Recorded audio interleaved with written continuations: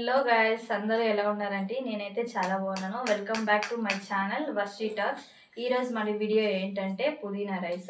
ఇది ప్రతి ఒక్కరూ ఈజీగా క్విక్గా చేసుకోవచ్చు. పిల్లలకు లంచ్ బాక్స్ లెక్క అయితేనేమి, ఆఫీస్ వెళ్ళే వాళ్ళకి లంచ్ బాక్స్ లెక్కి, బ్యాచిలర్స్ లాంటి వాళ్ళు ఈజీగా చేసుకోవచ్చు. ఇది పుదీనా రైస్. మనకైతే ఒక్కొక్కసారి మనకు కూడా ఏం చేయాలో మార్నింగ్ తోచినప్పుడు ఇది క్విక్గా చేసుకోవచ్చు.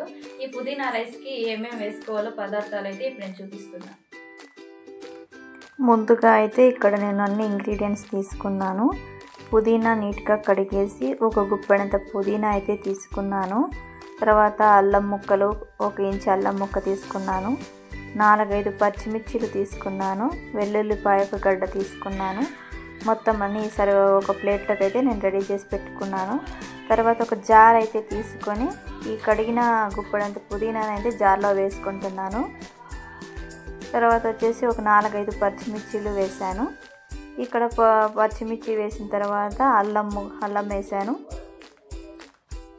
వేస్తూ ఉన్నాను అల్లం. ఇక్కడ వెల్లుల్లిపాయలు 1 పాయ తీసుకున్నాం కదా, అంత నీట్గా పీల్ చేసేసి దాంట్లోకైతే వేసేసాను. కొద్దిగా నీళ్ళు వేసుకొని ఇప్పుడు దీన్ని మిక్సీ పట్టుకోవాలి. మిక్సీ పెట్టుకున్న తర్వాత ఇలా మిక్సీ పట్టిన దాన్ని మిశ్రమాన్ని మొత్తాన్ని తీసుకొని ఒక బౌల్లోకి అయితే తీసుకున్నాను నేను. తర్వాత అయితే ఇక్కడ అన్నాని కోసం అయితే నేను అన్నం కోసం స్టవ్ మీద పెట్టాను. అది ఉడుకుతూ ఉంది. అన్నాన్ని కొద్దిసేపు తర్వాత అన్నాన్ని వాష్ చేశాను. మరో పక్క అయితే నేను స్టవ్ వెలిగించుకొని ప్యాన్ అయితే పెట్టుకుంటున్నాను. ప్యాన్ పెట్టుకున్న తర్వాత ప్యాన్ కొద్దిగా హీట్ ఎక్కాలి. హీట్ ఎక్కిన తర్వాత మనం ఒక 2 టేబుల్ స్పూన్ ఆయిల్ వేసుకుందాము. పుదీనా రైస్ చాలా బాగుంటుంది. Taste and simple. 10 మినిట్స్లో అయితే అయిపోతుంది ఈ రెసిపీ. ప్రతి ఒక్కరూ దీన్ని చేసుకోవచ్చు. మధ్యాహ్నం పిల్లలకైతే లంచ్ బాక్స్లోకి పెట్టి ఇవ్వచ్చు. ఆఫీస్కి వెళ్ళే వాళ్ళు ఇలాంటి వాళ్ళు తొందరగా చేసుకోవచ్చు దీన్ని. అన్నాన్ని అయితే నేను వాష్ చేశాను. అన్నాన్ని ఒక బౌల్లోకి చల్లార్చాను. వేడి అన్నంలో అయితే కలపొద్దండి. ఇది కొద్దిగా చల్లారిన తర్వాత అయితే పొడి పొడిగా ఉంటుంది అన్నము. ఇక్కడైతే 2 టేబుల్ స్పూన్ ఆయిల్ అయితే వేస్తున్నాను. 2 టేబుల్ స్పూన్ ఆయిల్ వేసిన తర్వాత మనం పోపు దినుసులు వేసుకోవాలి. జీలకర్ర, ఆవాలు, పచ్చెనగపప్పు వేసుకున్నాను. ఇక్కడ కరివేపాకు వేస్తున్నాను. ప్రతి ఒక్కరూ ఇది చేసుకోండి, ఈజీగా అయిపోతుంది, తొందరగా అవుతుంది. ఇక్కడ కరివేపాకు వేసాను కదా, అది కొద్దిగా తాలింపు అవ్వాలి. మనము ఇక్కడ మిక్సీ పట్టుకున్నాం కదా, ఈ మిశ్రమాన్ని మొత్తాన్ని అందులోకి వేసేసి కొద్దిగా ఆనియన్ కూడా వేసానండి. ఇక్కడ ఆనియన్ వేసి కలుపుతున్నాను బాగా. కొద్దిగా ఆనియన్ మగ్గిన తర్వాత ఇందులోకి కొద్దిగా మనము సాల్ట్ వేసుకుందాము. సాల్ట్, పసుపు వేసుకుందాము.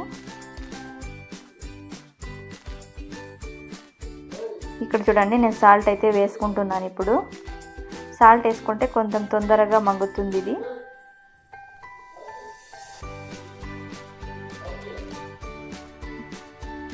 ఇప్పుడు చూడండి, ఇక్కడైతే కొద్దిగా పసుపు అయితే వేసుకుంటున్నాను. పసుపు వేసుకున్న తర్వాత ఈ మిశ్రమాన్ని మొత్తాన్ని మనం ఇప్పుడు బాగా కలుపుకోవాలి.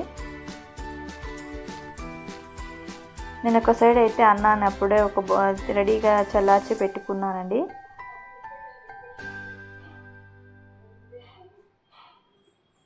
చూడండి, ఇక్కడ మగ్గుతూ ఉంది ఇది.